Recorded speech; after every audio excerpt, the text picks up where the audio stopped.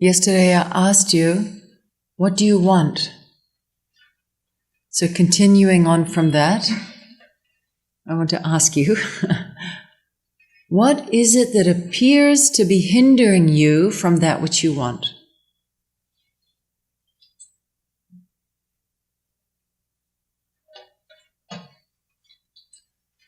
Even if you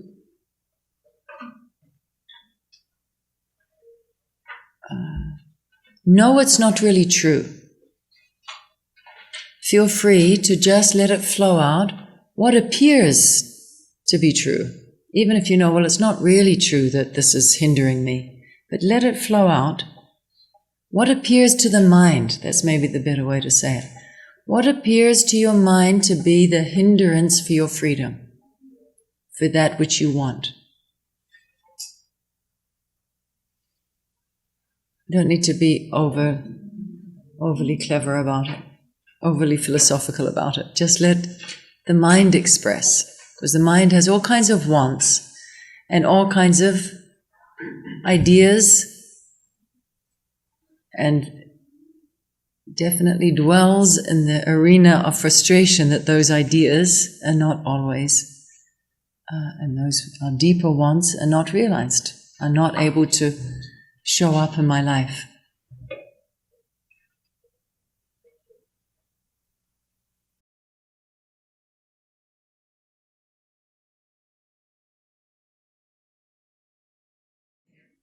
Yesterday when we spoke about the whole human condition, remember we spoke on each level, physical, mental, emotional, sensual, and then on the level of ego, our sense of pride or our sense of individual self-value.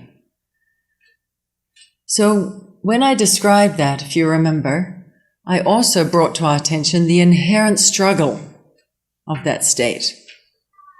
Remember I said in the physical, regardless of what level of security you have, whether it's very minimum, your basic needs are being met, or you're living in luxury, still is inherent a sense of problem. Similarly, mentally, doesn't matter how much knowledge you have gained, still there is a sense that you need more. Or that you struggle in that my knowledge might be challenged in some way that makes me feel small. Someone might have more, so the whole sense of competition and comparison, all of that. This is just giving you a reminder of what we spoke yesterday. And then, of course, on the emotional level, how disturbing that can be, because the likes and the dislikes, what suits you and what does not suit you, is all crashing in on each other and causing a sense of confusion that, well, I like it, but only in this amount and only at this time, and then I don't like it, and the temporariness of all of that state, the emotional state, is sometimes pleasing, sometimes not pleasing. So ultimately, that which is a sometimes thing has to be inherently dissatisfying. In sense of dissatisfaction is a sense of struggle. So also on the ego level, how much we struggle to promote ourselves. I want to be seen as great. I want to be seen as kind. I want to be seen as patient. I want to be seen as something. And then when it's not reflected, that causes pain. They don't recognize me. My good qualities that I have worked so hard to promote. Or if someone recognizes your good qualities, they say, you're amazing, then, God, now I have to maintain that. That's really a pressure. Now I cannot, they've put me in such high esteem, I cannot fall short. So basically, whichever way you try and craft your identity in this human phenomena, it inherently involves struggle. Remember my animation yesterday? This was my gesture for struggle. It is in a constant state of being pushed and pulled in different directions. When we observe this, which any human being can observe, the tendency is to go, what's wrong with me? Everyone else looks fine. What's wrong with me? I always remember that before I came to India and discovered this beautiful knowledge here. I remember I would sit, whenever I sat where I could see people, especially early morning somehow, it would really strike me. People with a great sense of purpose going to work. Briefcase, hat, coat, I felt like, and I'd sit there like, what's wrong with me? I can't feel that same enthusiasm for something I've seen through as just temporary satisfaction. Why can't I just be okay with temporary? Why can't I be okay with mediocre? What is driving me to not be okay with that? It must be something wrong with me. And this is the tendency. Where am I falling short? But actually, when we look at it, well, what I came to discover was that the awareness that is not fooled by temporary, the satisfaction in the temporary. That awareness is awake and alive and speaking its truth. In all of us, that awareness is a kind of voice. It's just not the kind of voice that we can recognize, because it's been drowned out with the voice from our conditioning of what we should be enjoying and what we should be satisfied with. You should be satisfied with, and then I've mapped it out for you. Your job, your wife, your kids, your looks, your position, your everything. It's all mapped out. And then someone is standing in that map and saying, I'm walking in this map, but why is it not? Why do I not have a sense that I'm complete? Why am I struggling in this? What is wrong with me?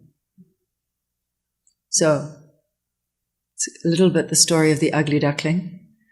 There's nothing wrong. It is actually a beautiful, swan-like awareness that has not yet been recognized fully. We go, what's wrong with me? Or, what's wrong with them? That's another way, the other side you can do. I'm fine, I'm aware. What's their problem? That they don't recognize me. You can talk on and on about the conundrum of the human condition, the human predicament. The human predicament is that of struggle. Let's just use one word that we could use. In the scriptures, they say suffering. So extend struggle a little bit more. What do we have? Suffering. Sometimes hard for people get stuck in their throat if you just immediately say, all human beings are suffering. Well, can't quite swallow that. Because we don't want to suffer, because our nature is not to suffer. And if you remember one thing from this retreat, that you should remember, our true nature is not to suffer. We were not born to suffer. And yet we do. We struggle to whatever degree, whether that is a slight annoyance or a slight sense of not quite okayness to complete suffering where you don't want to engage with people anymore. You want to hide yourself away and suffer. If you can't recognize the suffering in yourself, open your eyes. We can see it everywhere, actually. And the enormous energy that goes in the human experiment, the structure of a human being, to do everything to create all kinds of entertaining distractions, just so you get some reprieve from suffering. So distraction has become society's most brilliant and powerful industry. Thank you. That's it. It's an industry. We want to return to the agricultural era before it became the industrial scientific era. But we can't return. We can't return in that way. But you can return to knowing your original nature is not to suffer. So will always continue. And there's nothing wrong with that. The mind is of progress. What's next? What's next? What's next? What's next? There's nothing wrong with that.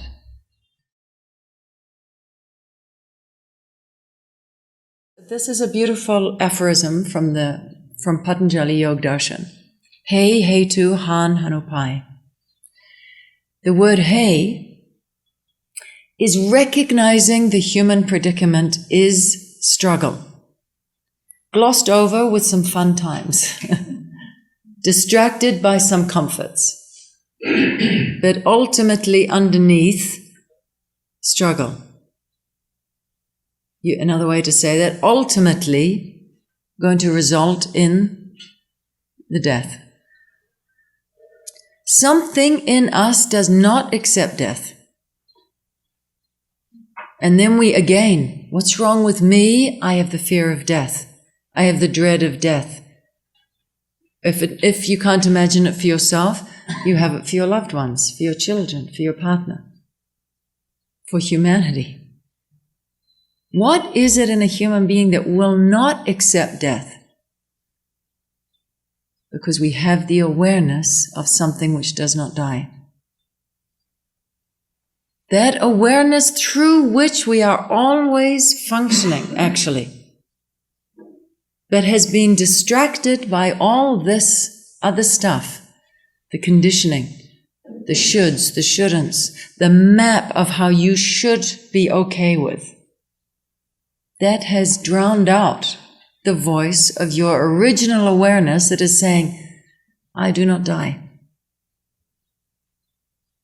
I'm ever present, indestructible, and I'm not made more by your human experience, and I'm not made less by your human experience.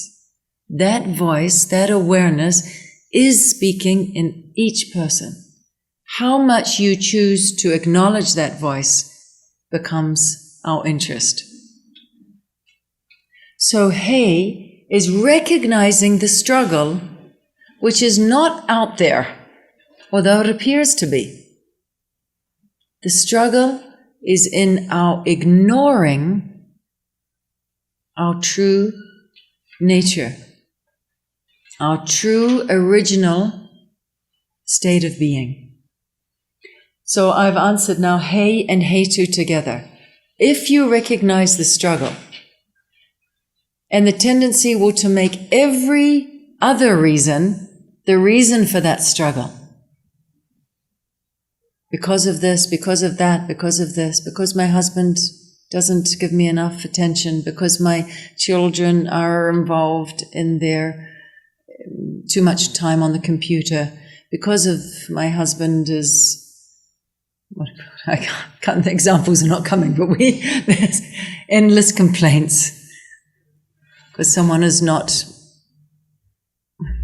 amazing, it's not flowing, so I won't force it. But you'll recognize the structure because it comes with, because of this, I am not where I want to be. Because of this, I am not knowing my original state of being, which is freedom, love, joy, peace. So as soon as we make now the cause to be due to a person, due to a thing, I'm not happy because the microphone is not working. My happiness now I have outsourced to the microphone.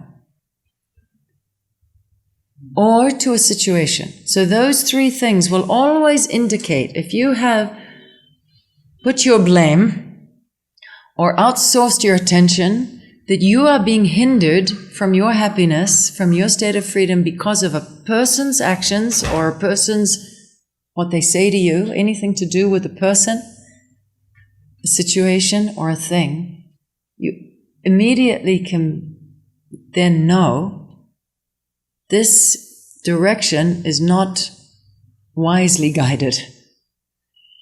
Turn that attention now to the real cause of struggle. The real cause of struggle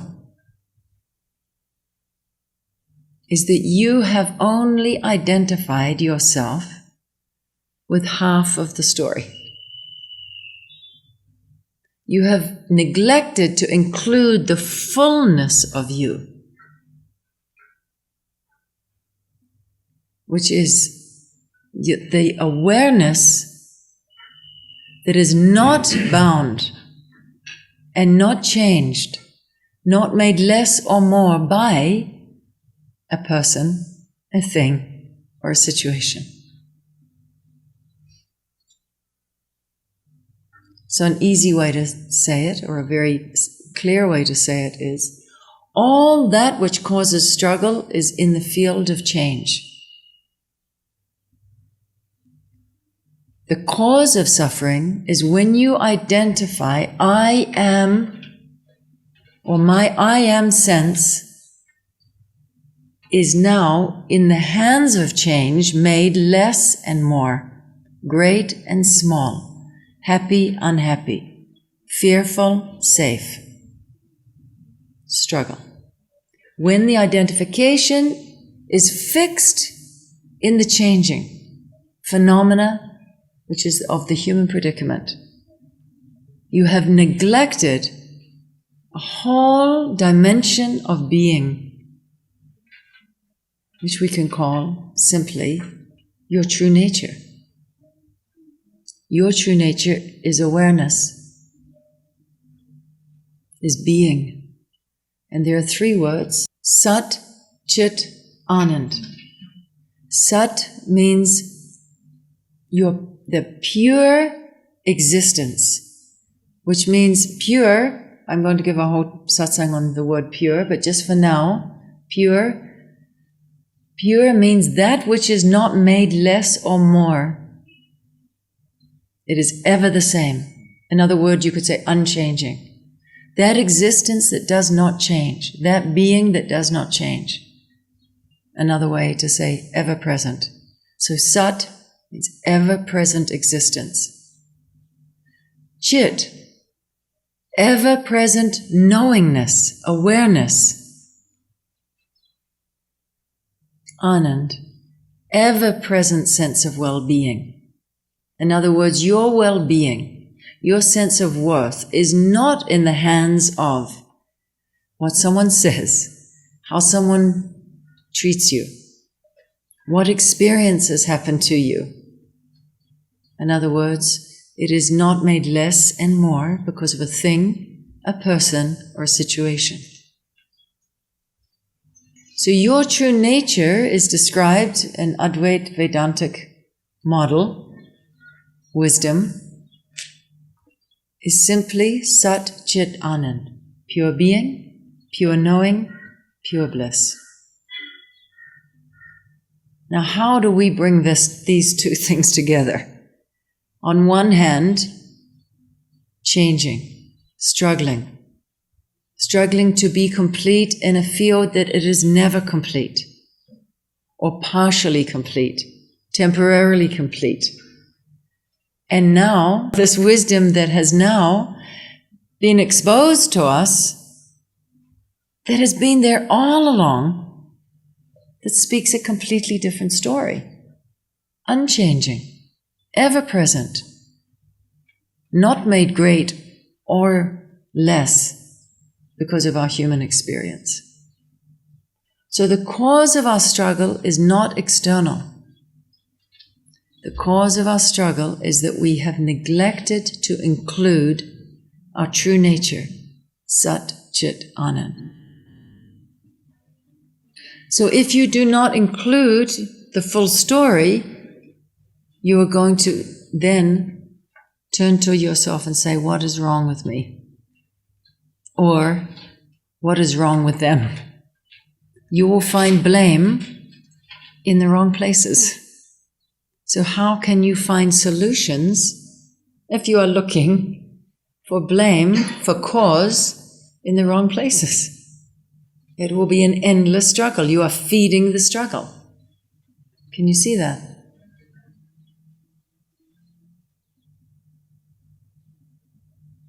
So today I'm only going to talk on these two, He and Hetu. Tomorrow we'll talk Han. What a great gift it is when we come to realize there is a possibility to be free from struggle. And then the remaining days will be about the practice. How do we now bring this knowledge into a living reality? Living the wisdom that we know now. We know the state of struggle, we know the cause of that struggle, and we know that a state to be free from struggle exists. How now to bring this all together and actually live that state? Hopefully, the satsang shines some light on what you already know so you can see it in a way that you can start to recognize, hey, yeah, it's true. I've always known this. So we don't import awareness from somewhere else. Your true nature is awareness. How that has been drowned out by our conditioning, by the voice of rights and wrongs, the voice of shoulds and shouldn'ts, the voice of you are body, and this inherent nature of the body is that it is incomplete. Completeness is not on the level of this form. So physical, from yesterday, physical, sensual, mental, intellectual, and ego. They are the phenomena of this amazingly beautiful manifestation. But they are not it is not the arena, you could say. It is not the realm where you will understand yourself to be complete. And it occurred to me that once you gain awareness, you can't go backwards with awareness. So that can never be taken away from you once you've gained a certain level of awakening. And then it's just a matter of building from there by whatever means or methods or tools that you find available to you through your life. But there's always going to be obstacles on that process forward. Beautiful. And how those obstacles turn into inspirations. That's the beauty of it, that what appears to be an obstacle, and this is why I asked you at the beginning of the session today, what appears to be the obstacle to your freedom? Now reflect on what you wrote or what you pondered. Was it a thing? Was it a person? And was it an experience? So that's why I use the word appear. What appears to be? And he used the word illusion. So when that awareness has awoken, he's very right, it cannot actually go to sleep again. No matter what illusions come that appear to be hindering us. So they appear to be obstacles, but actually they are there perfectly designed to deepen your conviction that awareness can never be lost. I went through a phase also in my 30s trying to fall asleep again because it's painful. There's an aspect that is painful about being awake, especially when you don't have satsang, when you're just very isolated in that awareness. So, to me, satsang, to be able to openly share our difficulties with no sense that I'm wrong, not going to be judged, because the underlying knowledge between all of us is that awareness you are. You don't have to attain it, therefore you cannot lose it. Awareness you are. That's the baseline, that we know each other as. That awareness, ever pure, ever present, ever free. Sat Chit Anand. Now we discuss our difficulties, the seeming obstacles, the shortcomings, the highs, the lows, on top of, like ornamentation of, the underlying truth. So we differ always on the surface.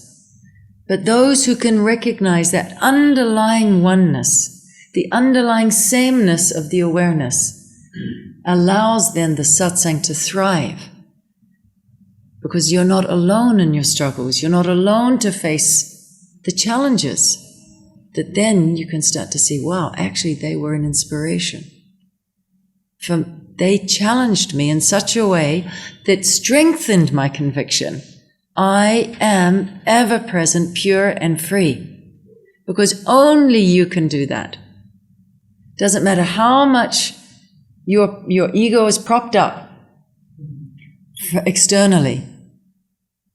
It will never feel secure. And the greatest example we have is with the movie stars of our societies. How much the ego of a movie star is bolstered, and then what do people want to do? Pull it down, discredit them. So they're put up, but that is the most insecure state, because you are put up because of your superficial qualities. The underlying awareness is completely disregarded in that paradigm there. Completely disregarded. You are valued due to what you present. And the physical is the most brutal. That's why teenage years is so difficult. Because you are being judged now for that which you can't change much. Slightly alter here and there, highlight this and hide that. But ultimately, it's a brutal time. So we've all gone through, all of us, I'm sure, sitting in these moments with yourself that you wanted to again not be awake. But stay with the satsang, stay with the meditation. You walk through it with help. You walk through it, you start to understand what it is, and all that which appeared to be hindering you now only gave fuel and momentum to knowing who you are. Sat, Chit, Anand, pure being, pure love, pure joy, pure knowing. Not what I know, but just pure awareness knowing. True freedom, which is freedom of the awareness, freedom of the wisdom, the oneness and the unification of us all, as non-dual scientists are now discovering, the unity of consciousness. This is where it is free. So of course it will have discordant energy if you're looking for freedom in a place where there is no, this body has to be clothed. I'm going to say, oh, now I'm not free because I have to put clothes on this body. No, I have to dress this body. That's it. I don't expect it to be free, and I don't accuse it of the cause of me not being free. So we have to be very clear. Exchanging one idea for another idea doesn't work. So understanding, where does freedom lie? Where is the state of liberation? If I just tell you, there's a state of liberation, close your eyes and that's it, you're going to be frustrated. I have to say, look where you imagine you are not free. Look at the falseness of what you have created of your identity that is making you, or bringing the illusion, making you feel that I am not perfect and whole and complete, that I'm mistaken, that I'm less, that I'm struggling to be more. We have to look at it. And this is the hey. Recognize the state of suffering. Not to make yourself wrong, but to realize that you are actually free. But you have to know what you're free from. There must be something out of the field of struggle and suffering. And there is something outside, but it's not over there. It is underlying, ever present, cannot be made less or more. Start from there.